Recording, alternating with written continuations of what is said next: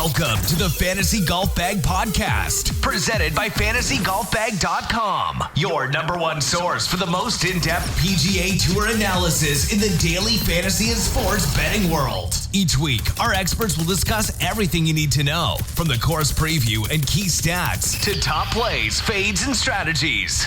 Whether golf betting, grinding out cash games, or playing for a big GPP win, our team has you covered. Let's get after it. Welcome back, everybody, to the Fantasy Golf Bag Podcast. I'm your host, Redkacheek, joined this evening by Fantasy Jesus, a.k.a. Axis. We'll be previewing the Sanderson Farms Championship, the second event of the 2020 season on the PGA Tour.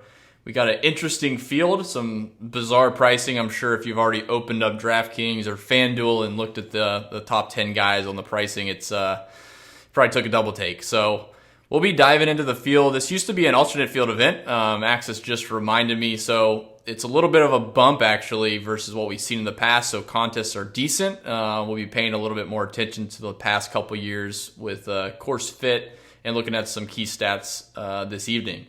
So without further ado, I'll go ahead and bring in Axis with a busy bachelor pad or bachelor party weekend with some NFL. How are you feeling today, dude? I feel wonderful. I'm not going to lie. My head is more over on the European side with Wentworth. However, there's still money to be made at the Sanderson Farms. So not ignoring it, but as far as watching will go, Wentworth is where you want to keep your eyes. But lots of money to be made in Mississippi as well. Yeah, we were hoping Wentworth would have some better contests from DraftKings, but they did not listen to our pleas. Yeah, that was disappointing. So it is what it is. We'll definitely be playing that. We're not going to probably do a podcast for the European tour this week, but for Wentworth. But if you are a subscriber, you can ask any question you want in Slack, as always, and we might have some special content for just the subs later this week. So I like it. I got a few ideas. It's a better field for sure. I'm more interested in that as well, but definitely the contests are a bit bigger. I mean, a lot bigger over here on the PGA Tour. So we'll be diving into the Sanderson Farms. This is where Cameron Champ got his maiden victory last year. Forgot how to golf. And then forgot how to golf. I mean, he didn't really know how to golf during this week where he gained about 10 strokes putting. But people really, like to see drives that go 390 yards. So they hopped on that train for a while, and I think people finally hopped off about 9 months later. So I'm pretty sure he was hurt for a little stretch of that. But what? We'll be back. I did not hear that. Yeah, I thought he was kind of fall to winter. Either way, he's young. A lot of these young guys will come out of the gates hot, and then they kind of fade. They got figured out yet. He had played really good web seasons. So yeah, too bad Hovland's not playing. He'd be like 14K. Playing the big boy event this week. Good. So yeah, we'll be diving in the Country Club at Jackson and talking through this. Of course, you can find the PGA Tour data, the rolling stats, the extended approach, and all of our the two different stat models. So now we have a European stat model that's in beta that you can find if you're a premium member, as well as the PGA stat model. Also in beta, we'll be rolling out the optimizer function of that here soon. So excited to get that feedback of all the different, the new stats that we've incorporated into our stat models at the Fantasy Golf Bag, along with the optimizer. So pretty excited there. But yeah, we'll go ahead. I mean, we'll get to the field. I'm not going to talk about Akshay Bhatia, so let me just go ahead and just for Schaeffler, this will be, 5 minutes into the show. Akshay Bhatia, there's the name. I'm not going to talk about him, so. And I don't hate on the kid, man. I feel like he gets hyped up. There's several of these guys that I don't want to say are unproven, because I think a lot of them are unproven until they prove themselves. But he's been good as a junior, but now he's turned pro, skipping college, and I'm not a fan. So I don't know if you have a different take on that, Axis, but I know Skyler's a big fan of these guys. Not necessarily skipping the college route, but hot through the junior rankings, amateur rankings, and then getting to the professional tours, whether it's the or the Korn Ferry Tour or the PGA Tour, pretty quick. I don't follow it nearly as close as Sky does, so I don't really have a hard opinion on the kid. I'm more of the once they arrive on the PGA or the web or the Euro is when I will begin to pay attention. And I normally just kind of let the numbers talk for me like that. I mean, if he shows up and he plays well, then we'll start it was the same thing when Morikawa, Wolf, and Hovland. I knew who they were, but I still didn't follow them nearly. I wasn't leading the bandwagon, but as soon as I get some rounds in and I can actually see it, oh wow, okay, time to jump on. That's me. I'm a wait and see with the younger guys. I know, like I said, a lot of them come out playing hot and then fade a little bit. You got to get used to all the travel and all that jazz. So I hope he does well. Be a hell of a story to go the route he is going if he's able to pull it off. So it'll be interesting to see, though. Yeah. I don't mind the college guys coming out that have good history playing collegiate events and amateur events, getting some exemptions Hovland, Morikawa now, and then Wolf. But the junior events, and specifically the junior PGA, is somewhat of a joke. And for him to skip college thinking he's just some stud, and he's good. He's good for his age and playing up against the juniors and stuff like that. But I weigh the Hovlands and the Wolves a little bit differently. I kind of... Oh, they're world class. Well, they are. And I try to stay moderate a little bit with, hey, let's see how they do in their first couple events. I'm not going to go hop on and go just screaming this guy's name and going crazy about him. But, I'm eyeing it and I'm excited to play him. Akshay's a little bit different. I don't like the route. And hopefully he does. It works out for him. We'll know pretty quick, I think. He came close at the Valspar last year, so we'll see. I think he played. Was it this year? He missed the cut, I believe. He missed the cut, I think. Yeah, I think he buried the first hole. Sky was blowing up my mentions. Yeah. Get ready for it. Yeah. This is a good course for him to bury the first hole. Yeah. It's an easy one, unless he starts on 10. So let's go ahead and dive into the golf course. I know you got some interesting takes on kind of what you're focusing on as far as the different strokes gained, key stats. This week seems pretty normal for me. I mean, some of these guys we saw last week, some of them we saw play here last year, the last couple of years. There's a little bit more of a weight for me in course history here, trying to get an idea. I guess it kind of blends into course fit. I mean, Corey Connors was the big one that stuck out, but he's also a good ball striker, so it kind of fits that mold. But Country Club of Jackson, they'll be playing. It is 7,460 yards, par 72. It's, one of the easier golf courses on the PGA Tour. So last year, Cameron Champ won. He finished at 21 under par. He won by 4 strokes over Corey Connors, aforementioned. 2017, Ryan Arbor won at 19 under. 2016, Cody Gribble at 20 under. And 2015, Peter Malnati at 18 under. So as you can see, the scoring is going to be pretty low. They're going to shoot, the high teens, 17, 18, 19, 20 under par probably. And birdie or betters are going to be pretty big. If you look at, one of the interesting things when I looked at the scorecard, because I know you probably have a slightly different opinion on this case.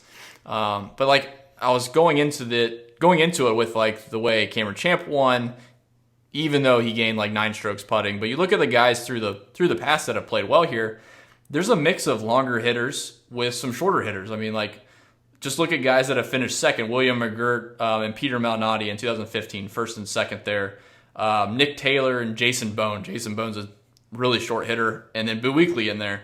And then last year, or 2 years ago, Ryan Armour winning next to Chesson Hadley. They're not the longest. But I think the scorecard's a bit deceiving at 7,400 yards. 58% of the yardage is only attributed to the par 4s.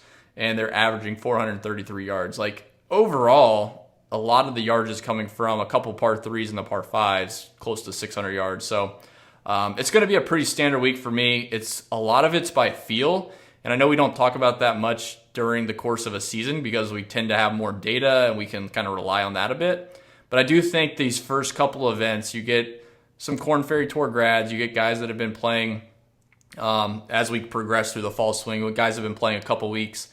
It's definitely more of a feel thing. You're trying to see guys that are priced at a certain point, or maybe they're on an uptick.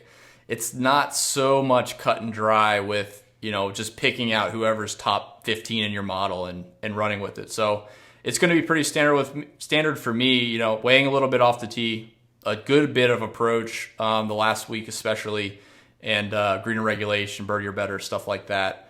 But I'll open the floor to you, Ax, as I know you like off the tee quite a bit this week. Where am I going wrong? I do like it more than an average week. Kind of similar to last week, and I think Greenbriers, I used it as a comp for the off the tee and the approach shots. But when I went back to 2013, I sorted by strokes gained, total gained on the field. 5 of the top 6 best performances here also had upper 10th percentile of off the tee in the last 6 years as well. To go along with the top 4 of all time, they had extremely hot putters as well. So you still have to have good irons too. None of these guys were negative approach. In fact, I have to scroll to the 35th best score to find somebody who was actually negative approach. But so the irons still are going to have to be there. But as far as if I'm going to take chances on some guys, I'm going to want someone who can hit the ball well off the tee, because I think they can gain a leg on the field with that. Your irons need to be pretty good every week, especially if you want to win. I think some guys who irons may be a little wobbly can still gain on the field if they're good off the tee. So I think it's just another angle that on a course, like an Aaron Wise this week perhaps, who his irons really haven't been that great. They've been very average, but he's still been very good off the tee. So maybe it helps him out this week that he doesn't have to rely on hoping to find his irons. He can hit the big stick. So that's kind of where I'm at with the off the tee side of it. Country Club of Jackson is also one of the highest courses with percentage of shots coming from 100 to 125 yards. So wedge play, probably a lot of the big hitters too. But again, like you say, you don't have to be a big hitter to win. I just think that big hitters have an extra leg up if they also hit the irons, average to slightly above average. They don't have to be Alexander Bjork and have the best irons in the world to win this. Yeah, it's so just looking at like last year, if you exclude Cameron Champ, who gained 9.08 strokes putting, and you look at the next top 5 guys, like the average was 1.5 strokes gained putting. And then in comparison, they gained about 4.8 strokes on approach, and they gained 2.9 strokes off the tee. So that's kind of lent to my typical standard week, but I get what you're saying. With definitely off the tee, I think gives an advantage, but it does seem, at least in my eyes, it's going to be a bit of a feel week for me, trying to see who is, the extent, like some of the rolling stats that we have that you don't necessarily see in the stat model. We try to highlight in Schaeffler's sheets. You get those quick upticks, maybe like the 3rd and 4th round last week. Like those are kind of the things I would be looking to this week, where if most people are looking back 24, 36 rounds, whatever it is, I really want to get some of these younger guys. I mean, you look through the field and there's not many studs. Like there's maybe, I guess one stud, right? I guess Neiman you would consider a stud in this field, being 11-3. I'll go with I'll give Sungjae his props. Okay, we'll give Sungjae 10-5. So Joakim Neiman and Sungjae, 2 guys out of 154, whatever it is, 152. So I definitely am weighing a lot of feel into my process this week, trying to see guys that I can project that if they played really well over the weekend, they can continue it this week. Because I do feel like this is a similar course to last week with the way the scoring is, the driving, etc. Yeah. I think I comped it to a few others. Those will be out in the article, though, which hopefully will be out tonight or early tomorrow. Okay, cool. I think that's about it on the golf course. Again, if you want to look through historical results and see kind of where guys fell in their strokes gained or their traditional stats or even their scoring stats, you can find that at fantasygolfbag.com. The historical strokes gained tool is pretty cool to see kind of where historical leaderboards and how they kind of ranked versus the field. So you can check that out. Let's go ahead and dive into the field. I'll lead off here in the kind of 10K and up range. We got Joakim Neiman coming in off his win last week. Again, we're not going to focus on last week too much. I know Nick Ferrone in chat is always thrilled when we can skip over last week's results. like I said, we'll talk about it again next year at the Greenbrier. So no point in beating a dead horse that he won and looked good doing it. So Joaquin Niemann comes in at 11-3, Snedeker 10-7, Sung J M at 10-5, Lucas Glover at 10-2, and Ben On at 10K even. I feel like you have a little bit of a love for Lucas Glover over the years, but man, in this field, kind of before the show started, we were talking about how we would approach lineup construction, and it's really tough for me to build like a stars and scrubs lineup. If say Joaquin Niemann's the stud of the field, and you mentioned Sungjae there, there's just not a ton of guys that I feel confident with that are real cheap, at least like last week where I could build like 2 or 3 of the Korn Ferry Tour guys. I'm kind of leaning away from this high-end range. Like Joaquin Niemann probably needs to win, and he very well could do it, but I'm probably going to go down and start in my 9K range. So in this tier here, for sake of argument, I would probably say Ben On or Lucas Glover just because they're the cheapest. Been playing well, good ball strikers. That would probably be my lean. I just don't see a way for me to pay up for a Niemann and then build a decent roster around him. If he doesn't win, then I'm kind of grasping at straws on the cheap side for values, and to me, it's not a plus EV move. Up top, the only 2 I will be playing, if at all, will be Im and Niemann. So okay, I don't really know if I'm going to get up to that range. I'm not making a lot of lineups this week, so I'm going to say doubtful. But the 2, and it's splitting hairs. With the pricing anyway. I'd rather play Im than Glover, although I don't think Glover is an awful play. I think Niemann's game and how he's done on the comp courses fits very well. So that's what led me to those 2 in particular. I will say I am not going to play Brandt Snedeker. However, when he played very well at all the comp courses. Like he was one of the upper strokes gained total average per round at the comp courses. But he was the only one who did it through his short game, which is always scary. But he has a very good short game. So he's one of the consistent guys. I don't think you can just write it up. Like you can count on him to typically be better around the green and on the green. So there's that little tidbit. If you're thinking about playing him, he did very well in the other comp courses. It's not for me. It's not for me either. I need to see it off the tee and approach, even though I know his short game's good. It's like Jason Day. I know his short game's going to be good, but it still hurts sometimes. Unless the price is right. I don't think it's right for Brandt this week. Well, he's volatile. Like just big picture and being completely fair to this field and Brandt Snedeker, he's probably the class of the field. Him and Glover, long term. Snedeker has had a pretty strong career. He's just so inconsistent. Like he's a guy that I have a tough time pulling a trigger when he's like high 8s because he's so inconsistent at 10. 10-7. I have a tough time getting up there. I ranked eight golfers better than him this week. Yeah. Pulling from the last year, not career, obviously, but he finished pretty strong. With 24th Tour Championship, 5th and 6th in the playoff events. It's just not for me.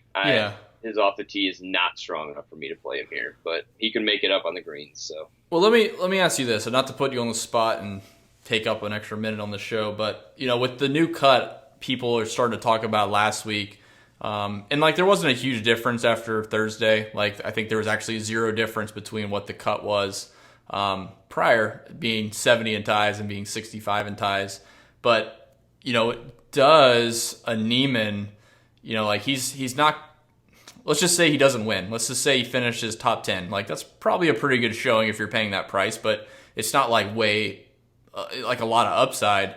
Do you think, having that security of getting a guy to make the cut is really valuable this season, with the 65? Because, I don't see it's that big of a difference in my process trying to figure, I'm curious to see because I have not gone back and done any research as far as, how often would this have made a difference last year? And that's something I could do. I just don't really feel like doing it. We have the results, but it seems futile at the moment for me. Someone else can maybe go do it. But so I don't know because like the European side, like 6 out of 6 is very low. I attribute that more to those golfers are extremely inconsistent, and that leads to, like, even if the Euro side had T70, I think the 6 out of 6 would just always still be lower anyway, because those golfers are, even the better Euro guys are still very inconsistent. That's why they're on that tour and not the PGA Tour. So I don't know how much it'll affect the PGA Tour. I have to imagine it's going to be lower than it typically is, but by how much, I don't know. I remember we did look last week, and it just wasn't a big difference. And I don't know how you change your process to accommodate for 5 spots potentially.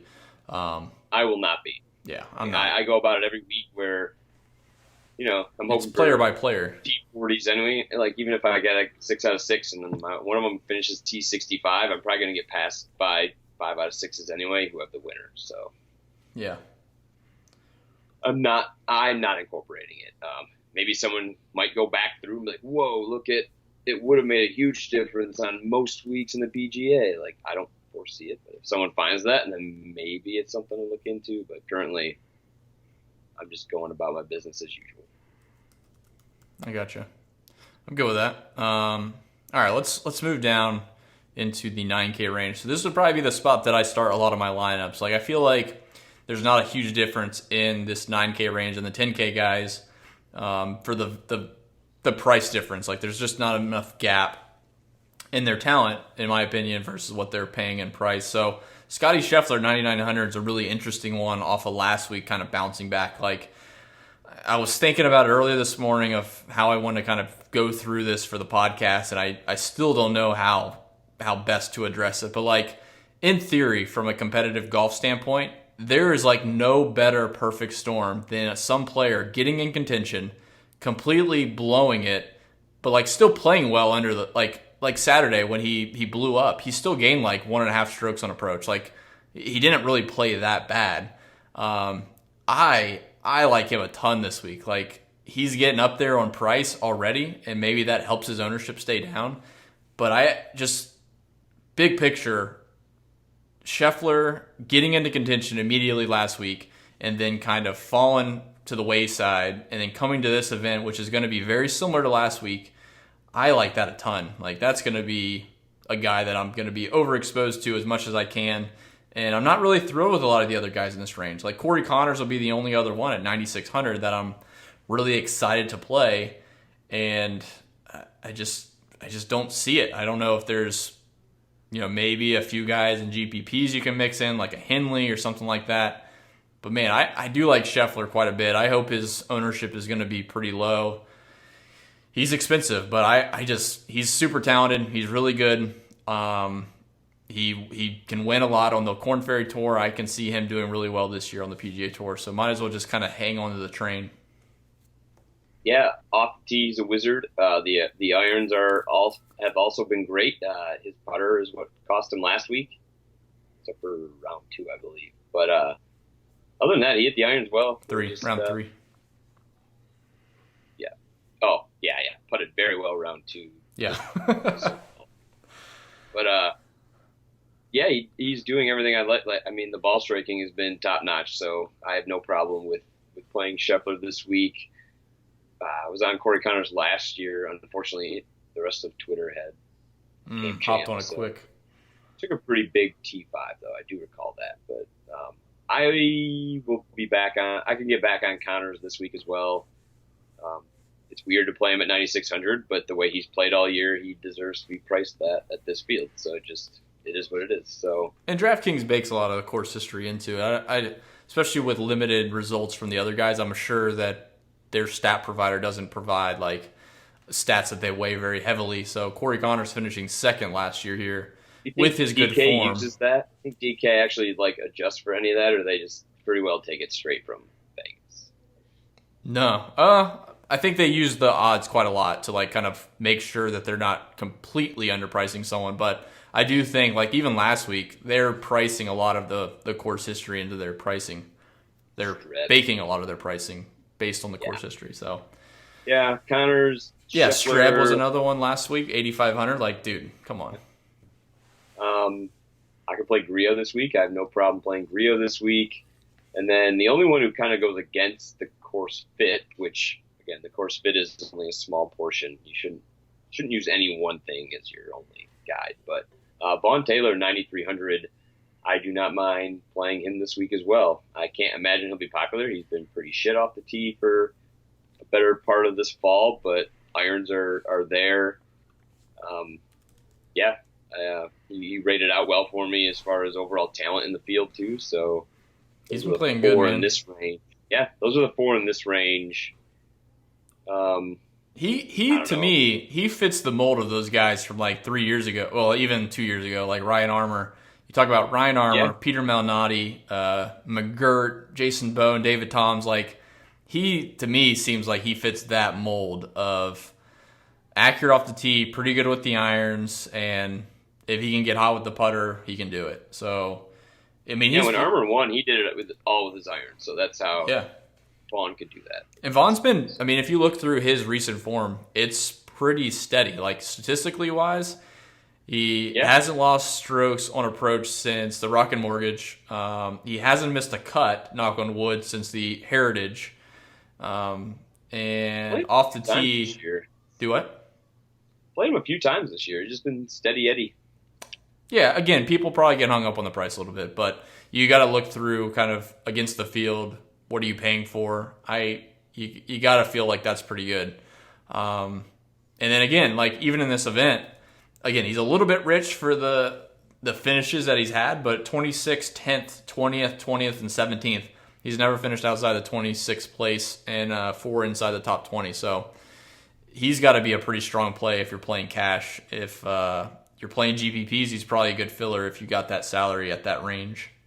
Yeah, he's another guy who rated out very well on the 3 comp courses I used as well. So there you go. He's had some success at other similar style courses.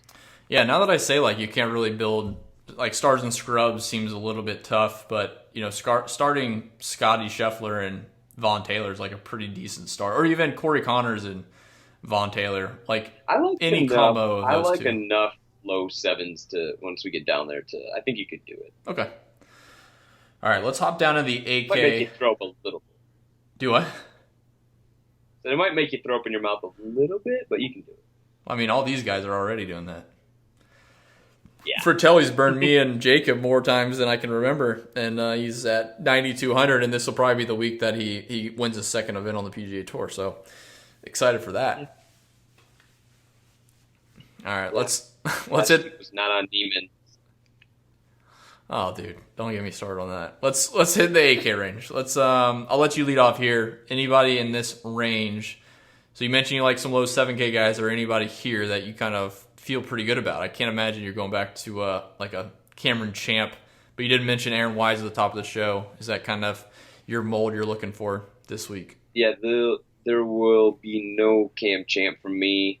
But yeah, Aaron Wise actually, it was weird. I actually had to open up and really dig into him because he rates out very well in my overall model.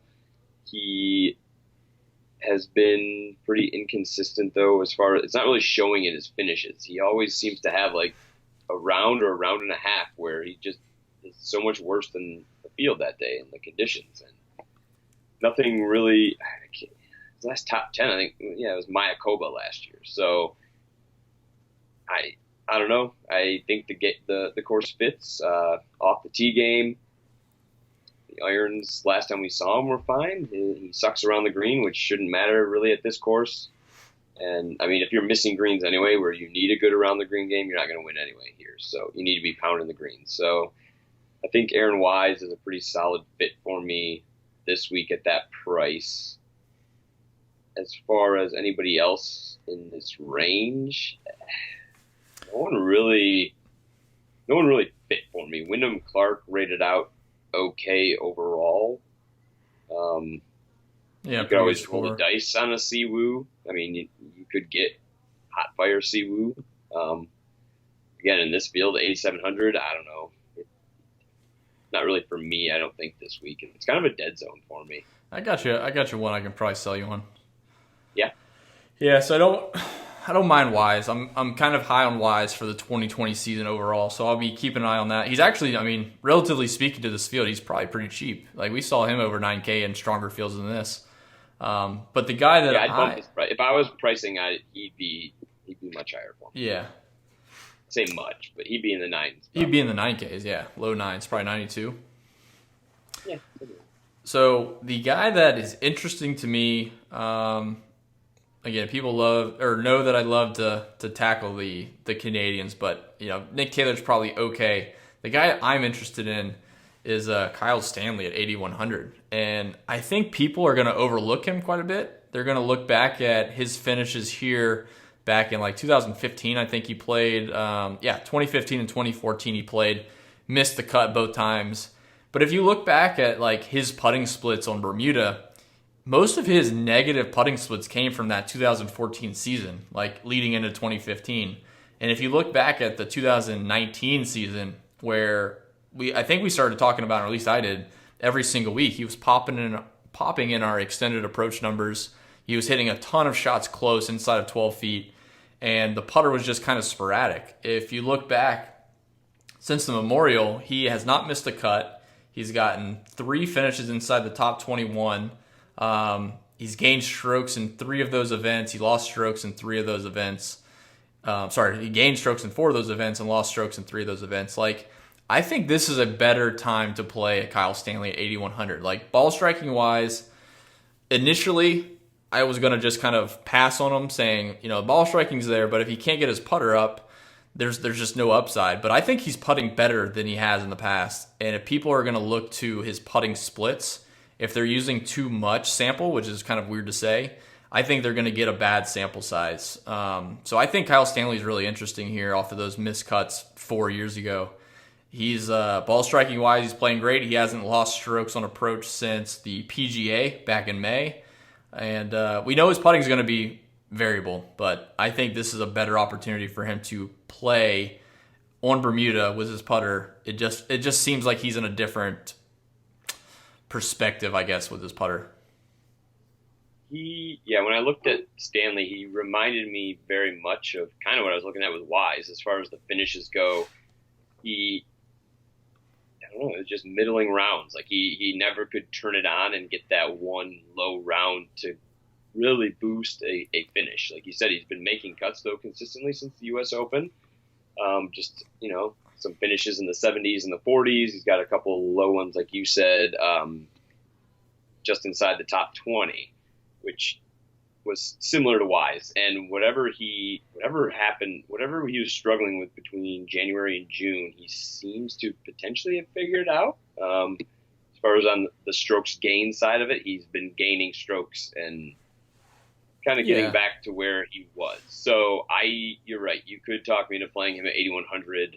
And it'd probably be him and Wise for me in this range. Yeah, I didn't want to pass over the guys in the 9K too quick, but like talking about like a Brian Harmon, who people will say, if you look at his finishes, he's got 3 top 10s in the last couple months.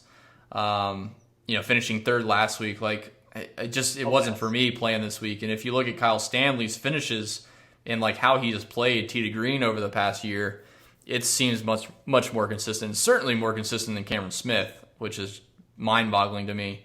So I think he's actually underpriced. And you kind of mentioned that about Wise. Those are probably 2 guys there. I'd probably agree with you on that. They're versus the field, they're underpriced at these prices. Yeah, for sure. All right, let's hit the high 7K range. So we'll talk like 7,500 up to 7,900. There's not a huge group in this range. Not a ton that I love. I think Sebastian Munoz off of last week's interesting, but he's also probably an interesting fade. If honestly, it's Monday, there's no projected ownership or anything like that, but I have to imagine that that's the first name people will see when they hit the 7K range, and he'll get some ownership. But in this top tier, man, I really am leaning towards Grayson Murray at 7,600, and that's probably the only guy I'm really excited to play. I know Harris English had some good irons last week for a couple rounds, then he started regressing. I think he lost strokes in round 3 and 4, if I'm not mistaken. So I'm really looking at Grayson Murray there at 7,600. Not too interested in too many more besides Munoz, but I just think he's a fade. Yeah, I don't think I'll be playing anybody, to be honest. Okay.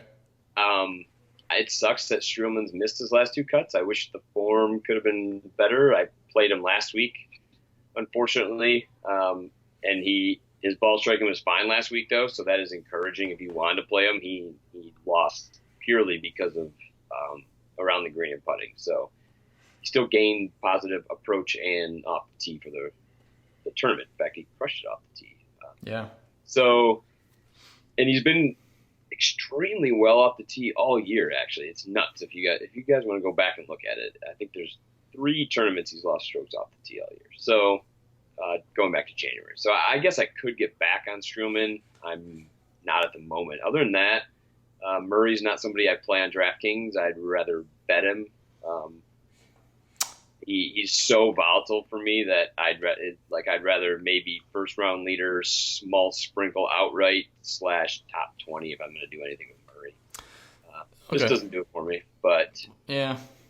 I mean, I guess if you're making multiple lineups, obviously, I'm looking to make very few lineups this week, so I don't think I'll be using Murray or really anybody from this range, to be quite honest. I just can't get hung up too much on price this week. Like, he was 6,800 or something like that last week, and considered a value. And this week, I still consider, at the price, he's still viable. So, I just would caution people that are listening, just don't get too hung up on the prices this week. It's going to be a bit rich for most of what you're used to, so don't get too. Yeah, I just don't even like any. No one here just really grades out for me at all either. Not only the price, just Streelman's close. Like I said, the 2 miscuts do suck to see, but the ball striking has not been his issue. So Streelman's interesting because like his up and downs, like not up and downs like in terms of scrambling, but ups and downs at this event with how he has finished miscut 18th, 10th, and miscut. Like there's upside there, and at the price, that's a lot of upside that you can gain. Like if a top 15 finish at his price would be huge, top 20 even. So yeah, it's interesting, and like even with the ball striking numbers, like you said, he's not that far off. So he might be the guy. This might be the week to grab him because again, you're playing a game against guys that are using recency bias probably in a negative fashion. And if Streelman is a guy like you looked at last week, we talked about ball striking wise, he still proved it. Like his numbers look good, and he missed the cut. Yeah. People are going to look to that and probably not play him. And he's got pretty good upside, and he's not that far off. So yeah, I can add him to the list. He probably wouldn't be a single entry or any type of like cash or 3 max or anything like that, but he should probably be considered into your main, we'll say, 10 lineup player pool. Yeah, and if you do look at his history here, he has a upper 10th percentile off the tee tournament here in 2017. And an off 10th percentile approach tournament in 2018 here. So he knows the course. He's made his way around the course extremely well in elite fashion in the last 6 years. So do the higher off. Yeah. Can't speak. He's played very well here off the tee and with the irons. There you go. That was well done. Well said. Had to spit it out. All right, so I know you said you like the lower 7K guys, so I'll let you kind of hit this range. Again, I don't love a ton in the 6K, so maybe you got a couple sleepers for me, but I think there are some okay values in the lower 7K range, but I'll let you hit on like who are you really eyeballing here. There's probably 3 or 4 that off of last week are interesting, but are there any maybe missing? Who are your primary targets here? My favorite is Doc Redman at 7,200, I believe. Yep. Yeah. So I played him last week and nothing special. Finished 24th, but played extremely well off the tee and with the irons. Everything was a letdown after that. So, yeah. Ball striking as usual. But even last week, I mean, 3.1 off the tee, about 3 approach. So.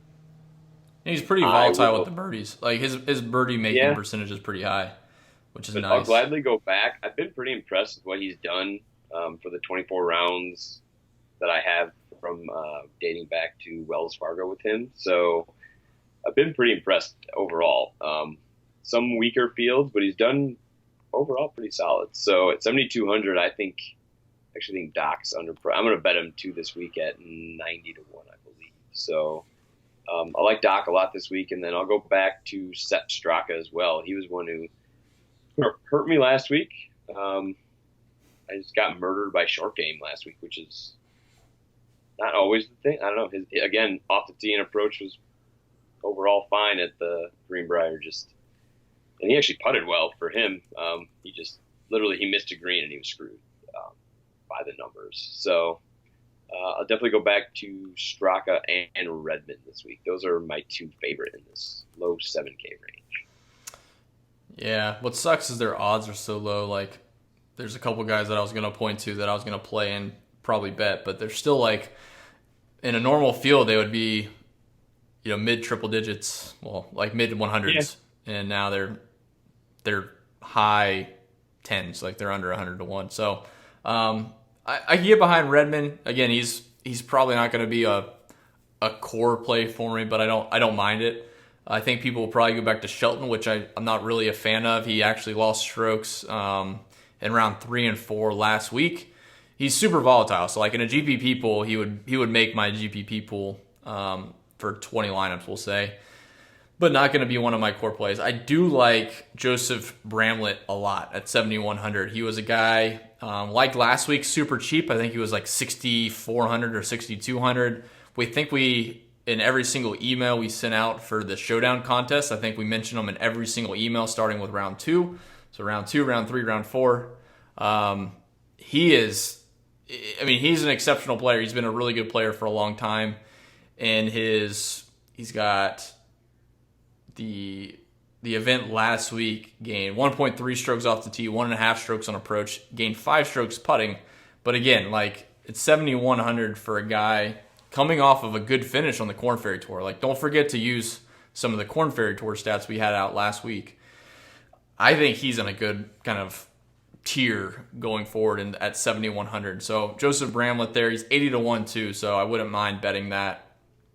And then below that, or I guess we can go ahead and hop into 6K, because I really don't like anyone this low 7K range. I guess Sepp would be the only guy that you already mentioned that I would... Go back to some Harry Higgs action. 19th last week, very small sample. Those are the 4 rounds for him. Crushed it off the tee and approach. He was on our rolling stats for the Korn Ferry Tour. Like, he was one of the top 5 or top 7 in terms of ball striking stats that we used. Yeah, I don't know about single entry, but you could find Higgs into, like, if I'm making 3 to 5 lines. So I think you could find again, like during this fall swing, especially these weaker field events, I'm not afraid to go to these guys. Like him or Scott Harrington just to below him. Like, he got a taste of it last week. He didn't finish as high as you would hope, finishing 24th, but they're still in good form. I mean, you got to imagine these guys coming off the Korn Ferry Tour with good form, making a cut in their first PGA Tour event, first, second, third, whatever it is, and having respectable finishes. That's something to go for. I am definitely not going to shy away from that. Yeah. Adam Long, we had someone in, I think that was Anubis, actually just sent us a message in chat asking about Adam Long, and he's a guy that's been in our extended approach numbers all year for the 2019 season. And generally he's priced around 6,200, but he's super good with his approach numbers. Lost 4 strokes putting last week, 5 strokes he gained on approach. Like, I'm not afraid to go back to him. He's a pretty good showdown candidate every single week too, but I don't know if you have a take on him. I think I might be a little bit higher on him for week to week just because of his price and what he can do with his irons. But yeah, he's a pretty good salary saver. Maybe this is a little too expensive.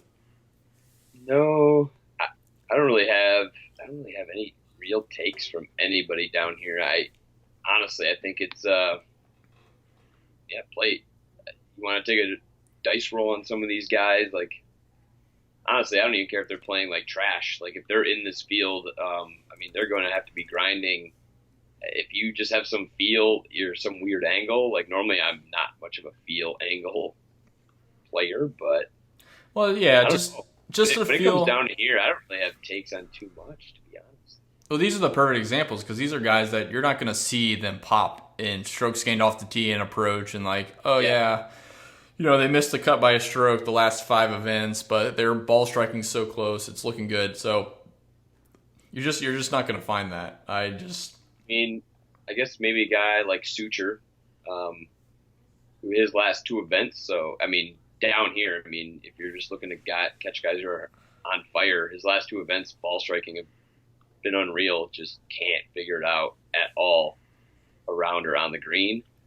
Saw him finish second at the Travelers, so he's felt the pressure, and he really felt it that day. But he'll know what he's getting into now, at least I think to a better degree. But maybe someone like that who's just got 8 rounds of real solid ball striking. Hopefully, he figures it out around the green a little bit, or on the green. But yeah, that's probably the type of guys I'd probably look for down here, just chasing fire irons. That's exactly what I would be doing. I'd be looking at the Korn Ferry Tour stats, seeing kind of using a lot of the research I used last week for guys coming in with good form, and then just kind of eyeballing their weekend play, seeing who kind of pops. David Hearn was one. Probably not going to go back to him. He's been losing strokes off the tee, but his irons have been good.